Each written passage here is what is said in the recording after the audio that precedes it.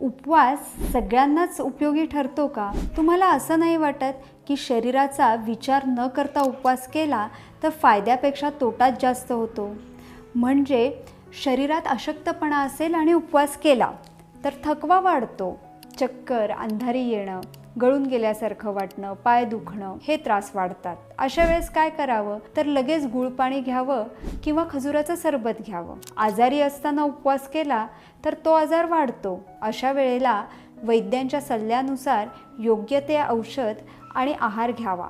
सगळ्यात महत्त्वाचं म्हणजे पित्ताचे त्रास असताना उपवास केला तर ते पित्त भडकतं. मळमळ, जळजळ, उलटी, डोकेदुखी, मूळव्याध हे त्रास वाढतात.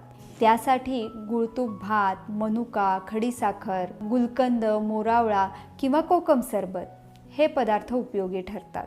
आधीच जीवनशैली विस्कळीत असताना म्हणजे रात्रपाळी किंवा सतत कामात व्यस्त असणारे लोक, फिरतीची कामं करणारे लोक यांनी उपवास केला तर अपचन, गॅसेस, ॲसिडिटी, थकवा पटकन वाढतो. म्हणजेच उपवास योग्य प्रकारे केला तर उत्तम, नाहीतर त्रासदायक ठरतो. म्हणूनच शरीराचा विचार करून उपवास करावा.